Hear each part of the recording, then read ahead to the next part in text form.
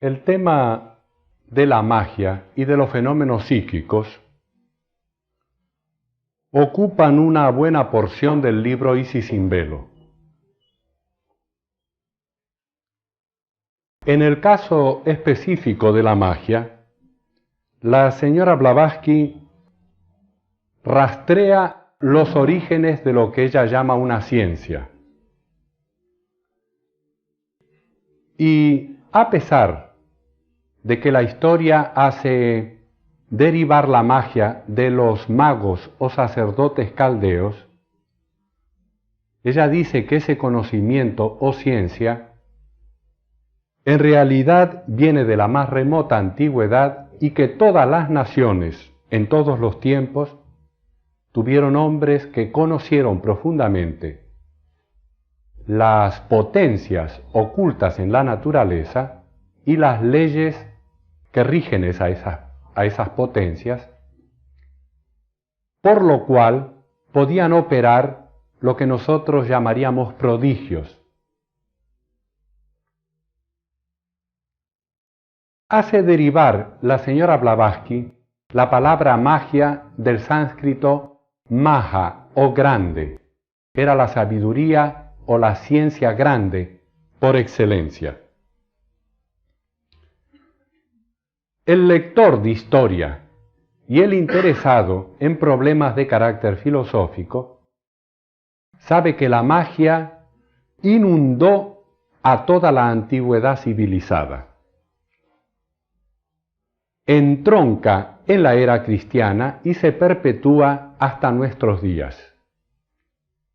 Podemos distinguir entre la magia auténtica y el fenomenalismo, la superchería y la charlatanería. La magia, así en serio, existió siempre, aún hasta nuestros días.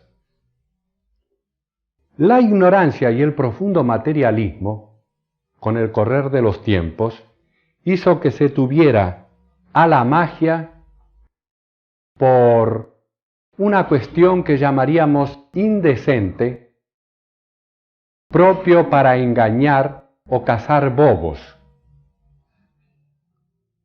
En el siglo pasado, cuando la señora Blavatsky estaba escribiendo Isis sin velo,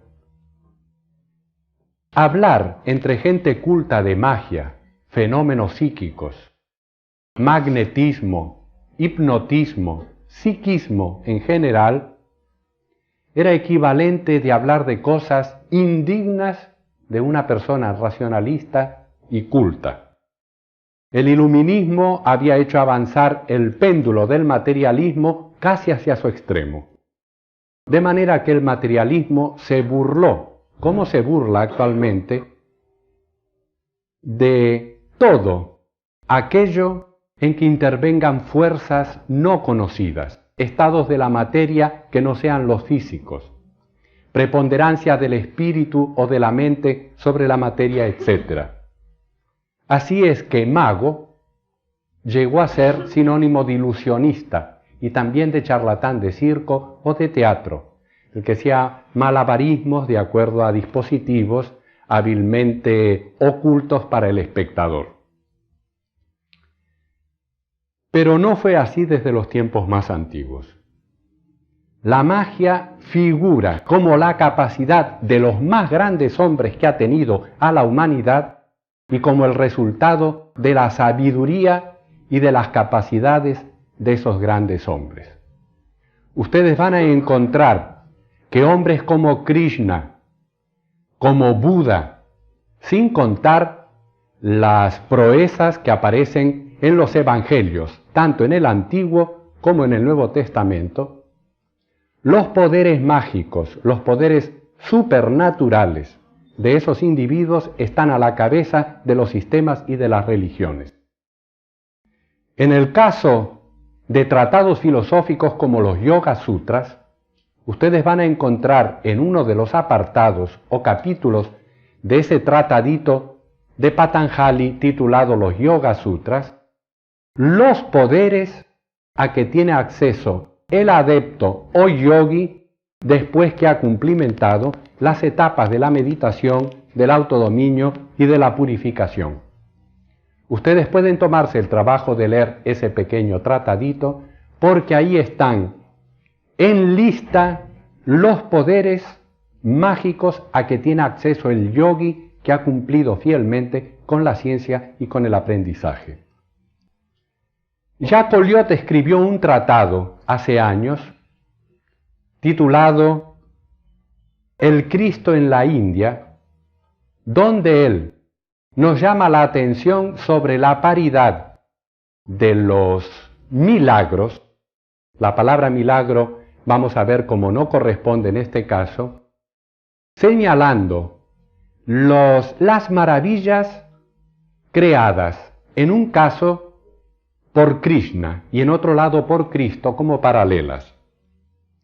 Buda, nos dicen las escrituras budistas, era dueño de capacidades y él mismo relata en algunos de los sutras, en los Pitakas encontramos relatos que él hace de sus mismos poderes.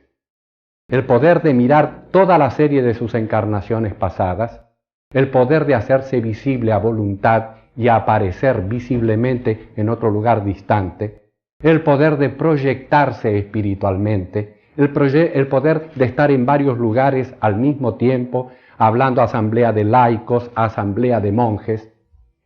Pero en el caso del budismo, como en el caso del yogi, como en el caso de las religiones, el poder mágico estaba envuelto de cierto carácter de cosa sagrada y no se utilizaba, por lo menos en las escuelas de magia blanca, sino en los casos de necesidad absoluta y cuando la sabiduría lo indicaba. Nunca esos grandes hombres de la historia hicieron una exhibición de sus poderes. Los poderes resaltaban en cuanto a una necesidad, y esa necesidad estaba establecida, en todo caso, por una sabiduría, por una lógica que esos mismos individuos tenían de acuerdo con su gran percepción, con su gran inteligencia. En la sangha budista, en la orden de los monjes mendicantes del budismo, muchos de ellos, nos dirá la escritura, tenían grandes poderes mágicos, como Mahamoggallana. Pero el ordenamiento de la sangha castiga hasta el día de hoy al monje budista que hace una exhibición de sus poderes. Ustedes pueden leer tratados especiales, pero es más, pueden leer Isis sin velo y van a ver el desarrollo de la magia en la era cristiana y aún dentro de la Iglesia romana. Los padres de la Iglesia que poseyeron grandes poderes mágicos. De modo pues que podemos hablar de la magia como de una práctica, del resultado de haber estudiado profundamente la naturaleza, conocer sus leyes y aplicar el poder de la voluntad al manejo de todo eso. Solamente quiero leerles un pasaje del libro del profeta Daniel, que resume, porque a Daniel se le llama el príncipe de los magos, resume el espíritu de que estaba imbuida la antigüedad respecto a este asunto. En el capítulo 5 del libro de Daniel, el libro de Daniel es cabalístico, es como el de Ezequiel, como el Apocalipsis, son libros cabalísticos por excelencia. El capítulo 5 del libro de Daniel trata del dramático pasaje en la corte del emperador del hijo de Nabucodonosor, cuando en medio del festín con que el emperador agasaja a 1000 príncipes, una mano que se hace visible escribe en la pared unos caracteres desconocidos. Es entonces cuando se llama a todos los magos, profetas, adivinos del reino, que no pueden descifrar esos caracteres misteriosos, hasta que Daniel, por encima de toda la gente que ha sido llamada para descifrar, sí puede descifrarlos. Y si hemos de creer en la historia, lo que él descifra y anuncia es trágico y se cumple en la misma persona del emperador. Daniel es mandado llamar por sugerencia de la esposa del emperador. Y ella habla de esta manera: en tu reino hay un varón en el cual mora el espíritu de los dioses santos. Me voy a ir deteniendo en cada una de las partes de esta frase. En tu reino hay un varón en el cual mora el espíritu de los dioses santos. El texto es eloístico y no jehovítico. Eso significa cabalísticamente que hay dos maneras de interpretar los primeros capítulos del Génesis: tratando a Jehová como una unidad, o tratando a los Elohim, a los dioses creadores, como una pluralidad. En ese caso, los Elohim, plural, aunque se ha discutido el asunto, son los dioses animadores e inspiradores. Eso lo podemos encontrar en el libro del Esplendor, la explicación de los textos sagrados entre los judíos se hace con Jehová como una unidad para el vulgo, con Jehová o Elohim como una pluralidad de dioses para los iniciados entre los grandes rabinos que ha tenido la Cábala. Entonces acá no se habla de un Dios santo, sino de dioses santos, y así ustedes pueden leerlo en la versión de la Biblia. En tu reino hay un varón en el cual mora el espíritu de los dioses santos. Y en los días de tu padre se halló, miren ustedes en qué Trinidad se halló o se identificó este hombre santo.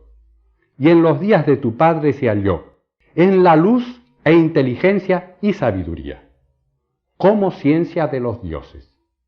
Luz, inteligencia y sabiduría, una Trinidad que hace la ciencia de los dioses, es decir, del hombre que se unió a su principio espiritual y se ha hecho divino a sí mismo.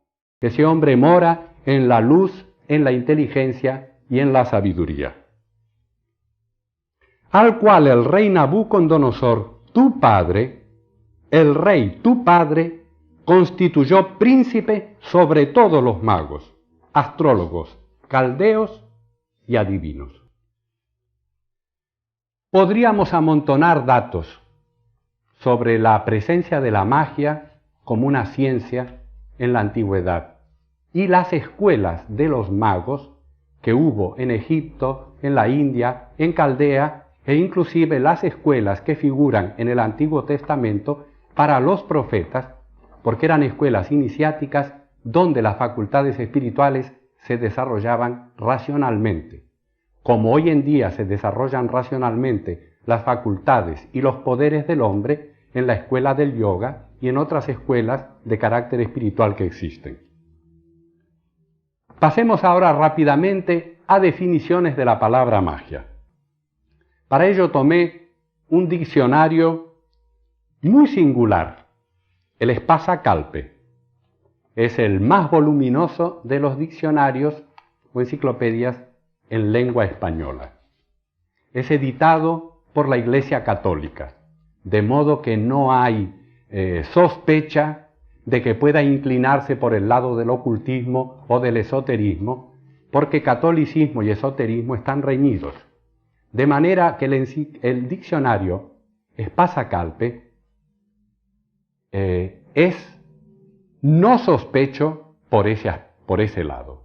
Por otra parte, el diccionario Espasa Calpe muestra a la perfección la ambigüedad en unos casos y la contradicción en otros casos que hay entre las ideas, entre las leyes, las enseñanzas de la Iglesia Católica y el materialismo reinante. Por eso, si ustedes leen el artículo sobre magia, ocupa varias páginas, es muy extenso y es muy interesante, se van a encontrar que el articulista que habla desde el punto de vista científico se burla cruelmente de la magia. Pero las definiciones del derecho eclesiástico, por otro lado, admiten la magia como una cosa real. En el mismo artículo de magia, ustedes se van a encontrar con esta tremenda contradicción. Un lado, un hombre de ciencia, se burla y dice que es el producto de la ignorancia humana. Resulta entonces que en la antigüedad, en la Edad Media y aún en la Edad Moderna, por un lado hay pillos y por otro lado hay bobos que se dejan engatusar por los pillos. Este es el sentido que le da a la magia el materialismo actual. Pero por otro lado, como veremos, la Iglesia admite la magia.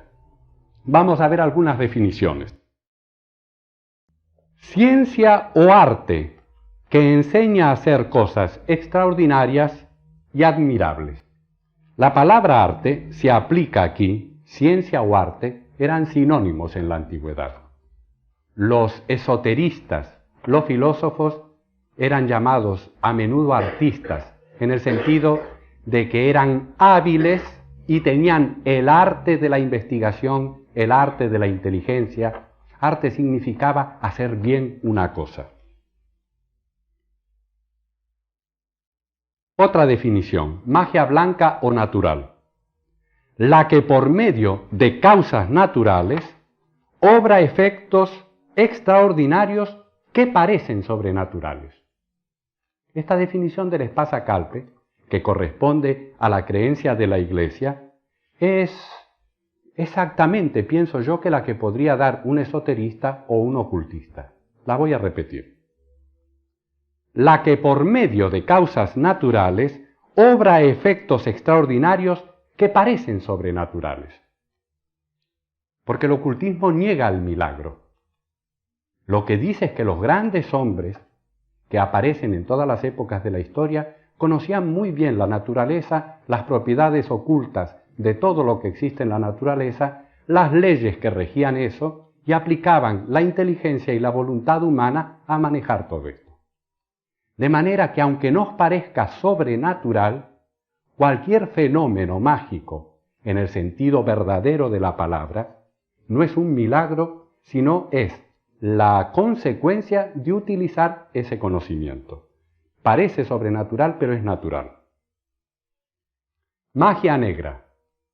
Arte supersticioso por medio del cual cree el vulgo que puede hacerse con ayuda del demonio cosas admirables y extraordinarias. Aquí ustedes ven la mano de la religión, con ayuda del demonio, en el caso de la magia negra. Magia teúrgica. Teurgia es sinónimo de magia, entre los antiguos, especialmente entre los caldeos. Conjunto de prácticas religiosas de los sacerdotes caldeos con las que hacían creer al pueblo que conversaban con los espíritus celestiales. Un aspecto de la magia, nos lo dirá Platón en sus diálogos, es que el mago puede contemplar, o el iniciado puede contemplar, por la pureza y disciplina a que se ha sometido y por la ciencia que aprende en la iniciación, puede contemplar, puede llegar a la teofanía, a contemplar la cosa divina y los seres divinos y a tener una comunicación con ellos. Desde luego que eso nos lo dicen los místicos del cristianismo también. Pero en todo caso algún teólogo dirá, los antiguos lo hacían con ayuda del demonio.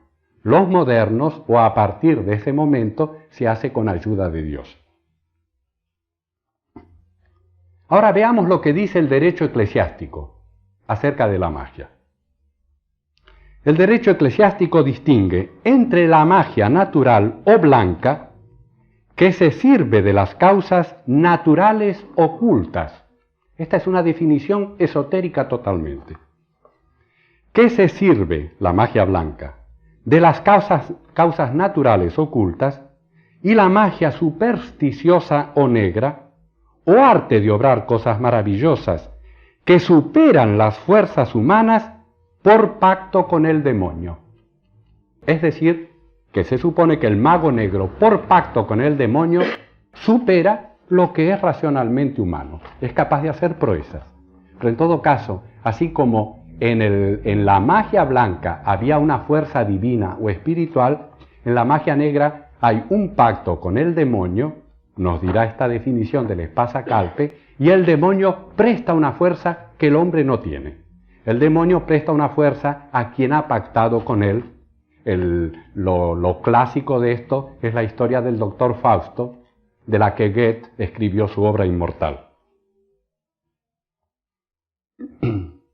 La primera, la magia blanca, es lícita y permitida, dice el derecho eclesiástico, es la voz de la Iglesia. La primera es lícita y permitida. La segunda reprobada y castigada, sobre todo cuando tiene por objeto inferir un mal o daño a otro, y en tal caso se denomina maleficio. La palabra maleficio reúne todo aquello que se hace en provecho propio y que resulta de un daño para un tercero. El maleficio se distingue entre amatorio y benéfico, según se proponga excitar el amor o inferir un daño. En la hechicería vulgar llamamos a estos gualichos, y todos tenemos alguna idea de lo que se trata. No puede negarse, vean esto, está en latín, pero es fácil su traducción, porque es lo que indica el derecho eclesiástico, el derecho de la Iglesia Católica Apostólica Romana sobre el particular. No puede negarse sin errore infide, sin incurrir en un error de fe, no puede negarse sin incurrir en un error de fe, el católico no puede negarse que han existido magos y por tanto que pueden existir, pues lo primero consta en la Escritura. La Escritura, el Antiguo y el Nuevo Testamento, han dado base legal dentro de la teología para la existencia de los magos. Porque los magos aparecen en el Antiguo Testamento muy a menudo, como en el fragmento de Daniel que yo les leí a ustedes. Pero además están los magos de Faraón que compitieron con Moisés, que se supone también que era un mago y conocía las prácticas teúrgicas, y Moisés los emuló en la corte del Faraón. Está la pitonisa de Endor, y la historia bíblica nos hablará de Simón el mago, los antiguos nos hablarán de Apolonio de Tiana, que era un teurgo, y la historia y la documentación antigua ha recogido las proezas verdaderas que hacían esos hombres. Así es que no puede negarse, sino errore infide, que han existido magos, y por tanto que pueden existir, pues lo primero consta en la Escritura. Los llamados reyes magos, esto de magos es un aditamiento posterior. En realidad la Escritura habla de reyes de Oriente, que obviamente eran astrólogos, porque fueron capaces de ver la estrella de Cristo, que posiblemente no era una estrella material la que los guió, sino que era algo que los estudiantes de astrología nos podían explicar con mayor propiedad. Se les llama reyes magos, pero en realidad la Escritura dice reyes. Desde muy antiguo, la Iglesia ha condenado a los magos y a quienes los consultan. Esto es bueno también que lo sepa el católico, porque el espasa-calpe lleva a continuación de ese párrafo la lista de penalidades en que incurren aquellos que consultan a adivinos, a magos o que de alguna manera practican la magia. En todo caso, la magia es exclusividad de los padres de la Iglesia. Esto respecto a lo que podemos encontrar en la mejor enciclopedia. Ahora vayamos a definiciones que da la señora Blavatsky en Isis sin velo. Está de más decir que un tema como este es de una vastedad tan tremenda, tan grande, que nosotros no podemos, en una clase como esta, sino anotar ciertos puntos capitales interesantes con la esperanza, como repito siempre, y discúlpenme, con la esperanza de que ustedes lean la obra completa, porque verdaderamente va a llenar un vacío en la cultura de cada uno por las cosas extraordinarias que dice el libro. Una definición de las varias que encontramos en Blavatsky es: la magia es la ciencia de actuar espiritualmente en el cuerpo físico de conformidad con los principios reguladores de la actividad del espíritu sobre sí mismo y sobre la materia. Les ruego que conserven ustedes en su memoria esta definición: los principios reguladores de la actividad del espíritu sobre sí mismo y sobre la materia, porque más adelante vuelve a referirse al asunto. La magia es también el arte de practicar los principios reguladores de la actividad del espíritu. La siniestra aplicación de esta práctica es hechicería. La recta aplicación de esta práctica es sabiduría. Aquí ya se nos va aclarando el panorama de que no es la intervención de Dios o el diablo lo que hace que los poderes que dispone el hombre puedan llamarse negros o blancos, o benéficos o maléficos, sino en la inclinación que tenga el hombre para el egoísmo o para el altruismo. Como podríamos ver y trataremos de ver antes de finalizar la clase, la simple inteligencia, que es un poder que el hombre tiene, puede utilizarse para el bien o para el mal. La podemos utilizar para hacer más felices a quienes nos rodean o para hacer más infelices a quienes nos rodean, tratando de ser felices a toda costa nosotros mismos. De modo pues que no es tan extraño el asunto y puede aplicarse a cada momento de la vida. Por medio de los conocimientos mágicos, dice en otro lugar Blavatsky, es posible que el alma se separe del cuerpo físico. Sin embargo, esta separación debe ser voluntaria y consciente en los adeptos. Un psíquico, en esto consiste la mediunidad, puede salir de su cuerpo físico y su cuerpo físico puede ser utilizado por otra entidad que no vamos a discutir ahora qué tipo de entidad puede ser. En todo caso, él se pone en un estado de pasividad, de quietud, no es activo en su voluntad y eso permite el fenómeno de carácter psíquico.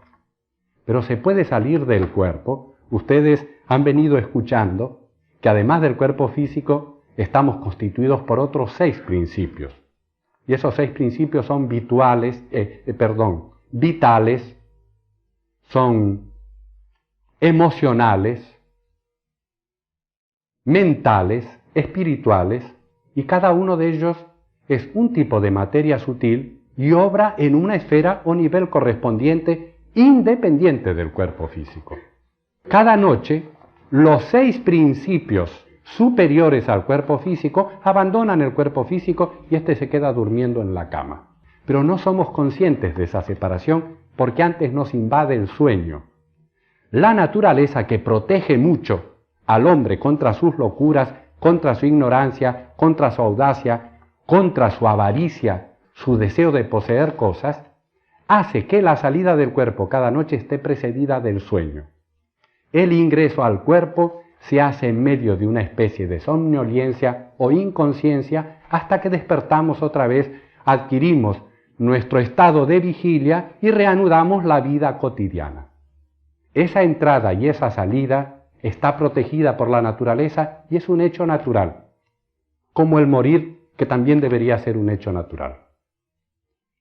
Pero lo que estamos queriendo significar es que hay métodos para salir conscientemente y que la magia, o que en la disciplina esotérica en todas las escuelas dignas de tal nombre, presupone una preparación en el carácter y en la pureza del individuo para que ese tránsito cotidiano se haga en un estado de conciencia y pudiendo traer al cerebro físico y a la memoria física los frutos de la experiencia que se ha tenido en las esferas superiores.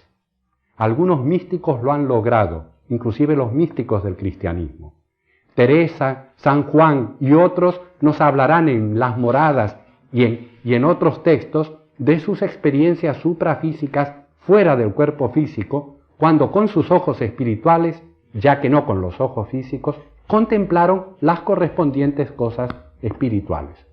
El hombre tiene ojos para ver cada cosa en los distintos niveles del universo.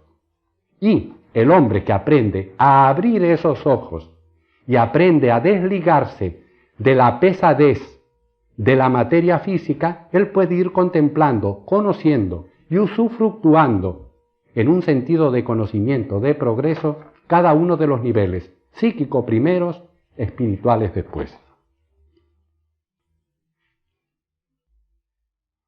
Por eso repito, por medio de los conocimientos mágicos es posible que el alma se separe del cuerpo físico. El mago hace esto voluntaria y conscientemente.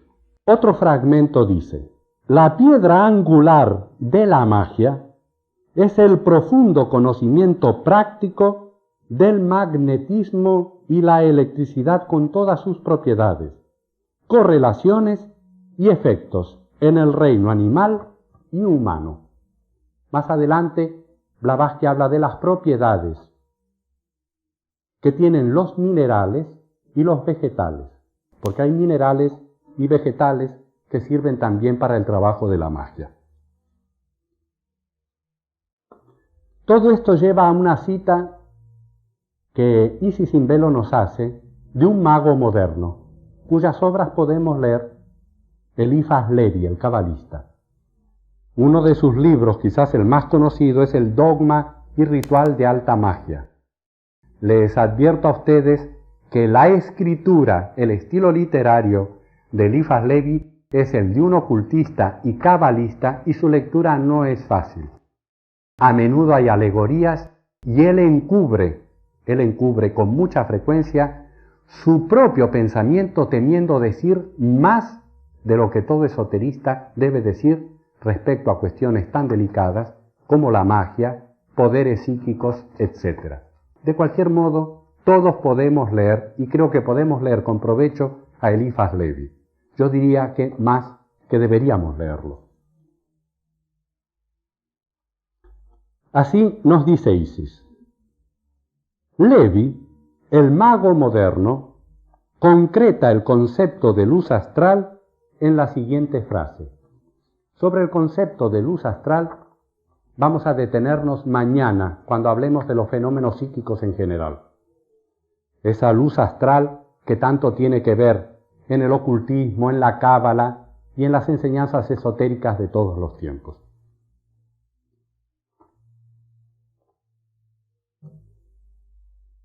El mago moderno, Levi, concreta el concepto de luz astral en la siguiente frase, lo que viene es de Eliphas Levi. Para adquirir facultades mágicas se necesitan dos cosas: redimir la voluntad de toda servidumbre y ejercitarse en regularla. Voy a volver a leer. Para adquirir facultades mágicas se necesitan dos cosas: redimir la voluntad de toda servidumbre, liberar a la voluntad, redimirla de toda servidumbre y ejercitarse en regularla. Primero tiene que haber un autodominio. La voluntad que está enredada en los procesos apetitivos del deseo, de la ignorancia, debe alcanzar su libertad. Esa parte divina en nosotros no tiene por qué estar sujeta a lo ignorante y a lo animálico en nosotros. Liberada por medio del género de vida que debe vivirse, por la comida que debe comerse, por los sentimientos que deben tenerse, por los pensamientos que debemos permitir que circulen por nuestra mente, la voluntad se redime, se libera de la esclavitud de lo sensible, de la vida senciente. Una vez liberada, hay que ejercitarla. Y la ejercitación es el otro aspecto de la ciencia. Por eso ustedes van a encontrar en los grandes tratados de ocultismo que hay dos grandes sectores en el desarrollo de la perfección humana. Un desarrollo es la preparación. Si ustedes leen los Yoga Sutras de Patanjali, van a ver que el autor llama Kriya Yoga a esa parte importante de su tratado, que es toda una preparación para redimir la voluntad, para liberar la mente, para llevarla a su estado de gracia natural otra vez. Concluido esto, adquirido ese aspecto del problema, entonces se pasa a la disciplinación, al conocimiento de otras leyes y de otras potencias de esa misma naturaleza para empezar a aplicarlas. ¿Por qué los tratados de ocultismo empiezan con una purificación del carácter, con un autodominio? Porque, como vimos antes, la naturaleza tiene potencias y esas potencias pueden utilizarse para el bien o para el mal. Y para que el yogi no se convierta en un mago negro, para que el yogi siga el camino que le corresponde, el luminoso, el de todos los grandes adeptos que ha tenido la historia, él necesita no tener mácula de egoísmo, de maldad, mácula de todo carácter apetitivo respecto a lo inferior de nuestra naturaleza. Liberada, repito nuevamente, el aspecto superior de nuestra naturaleza, entonces podemos empezar a ejercitarlo. Ejercitarlo antes presupone el riesgo de que las fuerzas de la naturaleza enganchen, obnubilen, esclavicen a nuestra voluntad y nos encontremos con ciertos poderes y sin poder evitar, por deseo, por apetito, usarlos mal. Porque el camino del infierno está sembrado de buenas intenciones.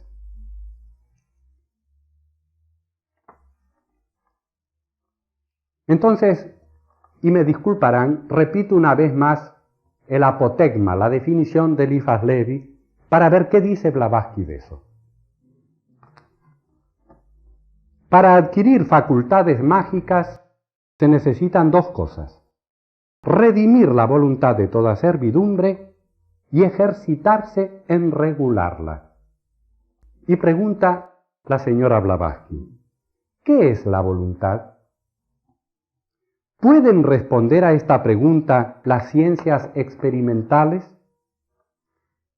¿Cuál es la naturaleza de ese algo? Miren cómo ella trata la voluntad. ¿Cuál es la naturaleza de ese algo inteligente, incoercible y poderoso que prevalece con augusta soberanía sobre la materia inerte? Inteligente, incoercible y poderoso que prevalece con augusta soberanía sobre la materia inerte. Yo diría que prevalece sobre todo movimiento psicofísico. Y agrega, la idea universal, el principio de los principios, quiso y el cosmos brotó a la existencia. Yo quiero y mis miembros obedecen. Yo quiero y mi pensamiento atraviesa el espacio que para él no existe, envuelve el cuerpo de otro individuo, penetra en sus poros y cohibiendo sus facultades, si son flacas, lo determina a una acción preconcebida. Ella nos está dando un ejemplo de magia negra, de operación del poder del pensamiento y de la voluntad a distancia, porque a distancia podemos captar la voluntad más débil de otra persona. Todos sabemos que eso es posible en la vida de convivencia. Pero ahora ya, con la investigación a nivel de parapsicología, se sabe que ese poder magnético, ese algo, no vamos a disputar ahora por darle un nombre, puede actuar porque es de un carácter sutil, es de un carácter etérico, puede actuar a distancia, corre con el mismo pensamiento, corre con el mismo deseo, con la misma volición y puede alcanzar a otra persona, ya para curarla, ya para dañarla, ya para ayudarle a hacer libre sus facultades o para cohibir esas mismas facultades. El poder es lo que prueba la naturaleza espiritual del hombre. No sé si ustedes alguna vez han meditado profundamente en que cuando los hombres y la historia contemporánea de nuestro país y de todo el mundo nos lo está diciendo con una claridad con una evidencia total, el poder es aquello que prueba la calidad espiritual de un hombre. Cuando el hombre está de regreso de los placeres mundanos, de la riqueza, de la fama, etc., todavía goza con algo. El yo individual, el yo separado, goza con algo, siendo más poderoso, teniendo más poder, estando un escalón más alto. La esencia de la separatividad es la soberbia y el soberbio quiere tener poder. Es el último gran enemigo que se vence en una muy elevada iniciación. Él prepara sus fuerzas durante mucha vida y perturba la vida del hombre, la vida del ser humano que en el terreno espiritual quiere disolverse en la unidad, quiere volver a la unidad. De este modo, pues, nosotros tenemos que tener muy en cuenta estas cosas que se nos están diciendo respecto a nuestro poder a una distancia. Con todo esto estamos configurando lo que nos dice el libro sobre qué significa la magia.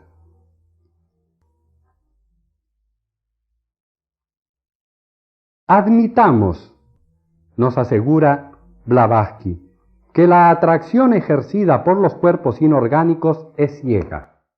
Ella dice, admitamos que la atracción de los cuerpos inorgánicos es ciega, porque en realidad la ciencia oculta no admite eso.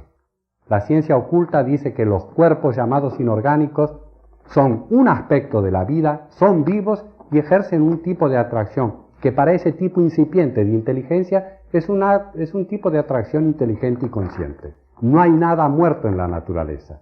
Y la magia sería incomprensible. Los poderes del taumaturgo serían incomprensibles si hubiera algo inerte, porque entonces la atracción sería mecánica. Pero lo que el ser humano ejerce, en pequeña medida, ¿quién no ejerce eso? La atracción es inteligente y el poder que tenemos sobre los demás tratamos nosotros a una distancia de ejercerlo inteligentemente y lo demás puede responder porque todo es vivo. Todo es vivo en la naturaleza. Así que admitamos que la atracción ejercida por los cuerpos inorgánicos es ciega, pero según ascendemos en la escala de los seres, vemos que este principio de vida se desenvuelve a cada paso en más determinados atributos y facultades. El hombre, como ser más perfecto, en quien la materia y el espíritu, o sea la voluntad, alcanzan mayor desenvolvimiento, es el único capaz de comunicar impulso consciente al principio de vida que él dimana.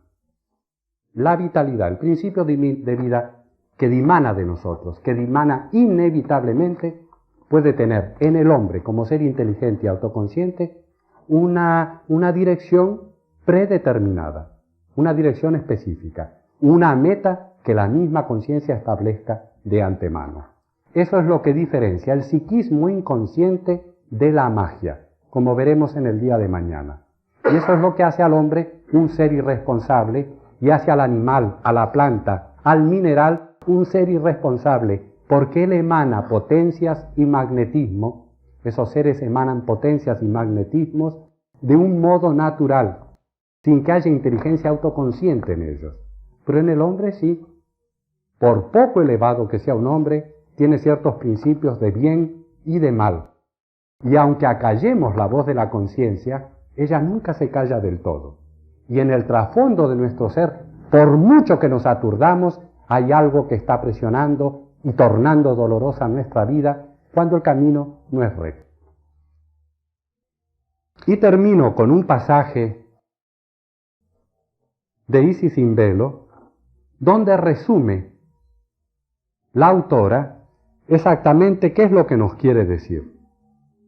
Magia es sinónimo de sabiduría espiritual y la naturaleza es la aliada, discípula y esclava del mago. Aliada, discípula y esclava. Aquí tendríamos que filosofar sobre cada uno de estos tres términos. Blavatsky, en las obras de Blavatsky, hasta los términos, esta triada, por ejemplo, como la anterior, en otro sentido que leí, tienen mucha importancia. La naturaleza es aliada, discípula y esclava del mago. aliada porque el mago está propendiendo a la armonía y a la perfección universal. Y la naturaleza, que responde a potencias del bien, lo guía, es su aliada. Nosotros, en el medio en que nos encontremos natural, tratemos a las criaturas de la naturaleza de expresarle amor y ellas nos van a contestar. Esto lo saben inclusive muchos agricultores o muchos jardineros. Así que la naturaleza es aliada del hombre que sigue sus fines. Pero la naturaleza es inferior al espíritu humano. Por eso la naturaleza es discípula del mago. Porque todo, los reinos inferiores de la naturaleza, las esencias elementales de la naturaleza, los seres celestes que trabajan en la construcción de la forma, pero que todavía no tienen el espíritu desarrollado, todos aprenden del modelo del hombre. En la naturaleza todo sigue pari passu el progreso del hombre. Si el hombre está torcido en su camino, él va a destruir la naturaleza. Si el hombre es un ser espiritual como en unas grandes civilizaciones, todo va a florecer alrededor del hombre. El hombre en este sentido es un modelo porque en él se dan la materia más elevada y el espíritu universal trabajando juntos. Y esclava porque la naturaleza siempre lo obedecerá. De manera pues que del ocultista la naturaleza es al mismo tiempo discípula, aliada y esclava. Vamos otra vez a todo el párrafo. Magia es sinónimo de sabiduría espiritual y la naturaleza es la aliada, discípula y esclava del mago, que por serlo ha logrado la perfección y con su voluntad, ya vimos lo que era la voluntad, subyuga el vital principio que anima todas las cosas. Todas las cosas están animadas en el universo por un principio, la vitalidad divina. El mago domina ese principio, por ese principio domina las cosas. De esta suerte puede el adepto estimular la acción de las fuerzas biológicas hasta más allá de los límites que ordinariamente llamamos naturales, sin por ello contrariar a la naturaleza, sino favorecerla con la intensificación del principio vital. Para llegar a la última parte de esta disertación de hoy, recordemos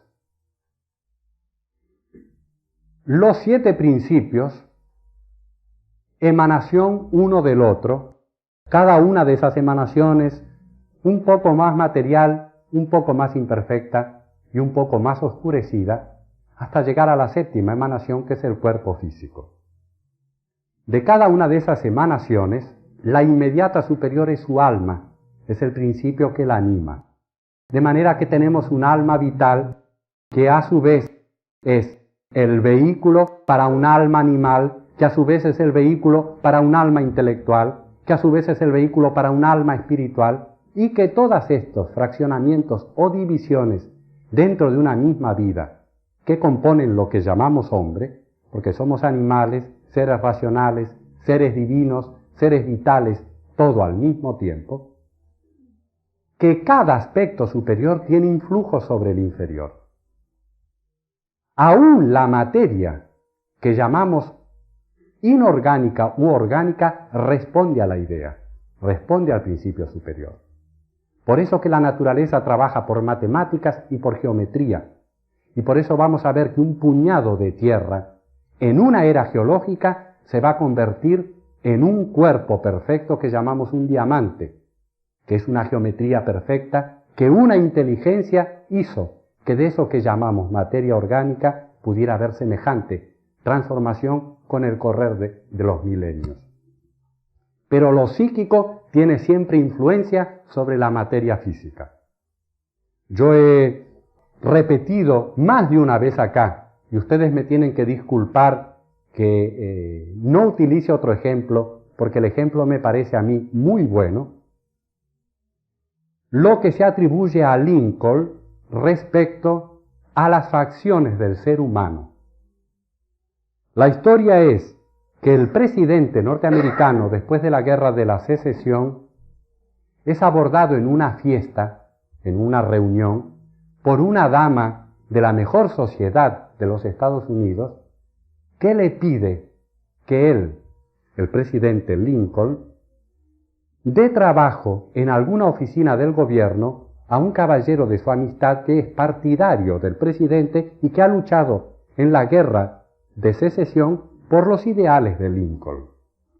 El presidente le dice: señora, envíemelo mañana mismo a mi despacho. A los 6 meses se encuentra la dama y el presidente otra vez en otra fiesta. Y la dama se le acerca y le reprocha a Lincoln con estas palabras: ¿por qué, presidente, usted no le dio un empleo al caballero que yo le recomendé? Él es un caballero excelente, es una persona de muy buena familia y además ha sido siempre un partidario suyo. ¿Por qué usted no le dio el empleo? Y la contestación de Lincoln fue: señora, porque no me gustó la cara de ese caballero. Entonces la dama sorprendida dijo: ¿y qué tiene que ver la cara con él? Y la contestación del presidente fue: señora, ¿usted no sabe que cada uno de nosotros es responsable de la cara que tiene después de los 40 años? Porque después de los 40 años, los contenidos intelectuales y psíquicos y emotivos se van proyectando en el rostro. Y por eso hay viejos lindos y viejos feos, y hay arrugas hermosas y hay arrugas que son un rito de dolor y de incomunicación. Porque el espíritu tiene poder aún sobre la materia, pero lo tiene inconscientemente. Lo que hemos estado diciendo del mago es que él acelera y tiene un poder consciente sobre la materia. La vida imprime en la materia física ciertos prototipos que están en nuestros contenidos psíquicos. Por eso somos responsables de la cara que tenemos después de cierta edad, lo que significa que el total de nuestra vida, el total de nuestros contenidos se imprimirá en el rostro y una persona psicóloga verá a un caballero o a una dama de cierta edad y se dará cuenta qué tipo de persona es, porque el rostro lo canta, el rostro lo expresa y lo dice. Esto es la acción de las fuerzas sutiles sobre la materia física y las potencias y posibilidades plasmativas de la materia física, de lo que los cabalistas llaman la luz astral, de lo que en los estudios de teosofía llamamos el cuerpo astral, el cuerpo mental, las formas de pensamiento, la totalidad del contenido intelectual y psíquico, finalmente moldean la materia. En nuestro microcosmos se hace sobre la materia física. En la naturaleza, las inteligencias que están detrás de los procesos de la naturaleza hacen que un rosal llegue a ser lo que es y que una paloma llegue a ser lo que es y que cada una de las formas que ha creado la naturaleza sufra transformaciones y sea un constante devenir, una constante transformación, porque los poderes inteligentes tienen metas y tienen paradigmas a los que sirven. Lo importante es hacer conscientemente esas operaciones y eso es magia. Así pues, se deduce de esto, de esta mínima parte que he escogido como material para exponer ante ustedes, de lo mucho que hay en Isis sin velo y de lo mucho que hay en la doctrina secreta sobre magia, poderes psíquicos, fenómenos psíquicos, etc., se deduce ciertos principios del ocultismo. Todo es vivo en la naturaleza. La vida tiene gradaciones y a la gradación inferior le llamamos materia. A la gradación más sutil, al otro polo de la trama del universo, le llamamos el espíritu. Todo se influye recíprocamente, pero los principios superiores, por su acercamiento a la luz, al poder central, tienen más poder que los principios físicos. Al principio de la evolución, la materia puede obnubilar al espíritu y en algunos casos puede desviarlo y degenerar sus acciones. pero el espíritu finalmente siempre va a triunfar sobre la forma, sobre la materia física, porque es un poder superior. Obviamente, como decían los nazarenos del cuerpo, que lo llamaban el rival, él no se va a estar tratando de apartar de un sendero recto si él sigue su vida de carácter elemental. Pero una inteligencia va a saber dominar esa vida de carácter elemental y en todo caso el cuerpo va a cumplir las funciones que él tiene que cumplir para servir a los propósitos de la inteligencia y no para que quede librado a sus propios impulsos de carácter vital. Es por esto que emanando vitalidad, vida todo en la naturaleza, emanando vitalidad los principios espirituales, un tipo de vitalidad más poderosa que la de la materia física y la de los principios inferiores, el hombre, consciente o inconscientemente, puebla el mundo, su alrededor y su propia naturaleza con toda clase de lo que llamamos contenidos psíquicos, con corrientes de vida, con corrientes de magnetismo, con corrientes de vitalidad.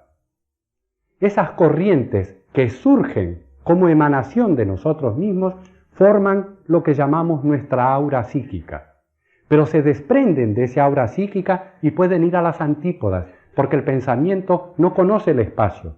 El espacio no es un impedimento para el pensamiento y podemos estar amando o odiando a alguien que vive en Australia en este momento. De esta manera, consciente o inconscientemente, estamos poblando el mundo con los frutos de nuestra creación.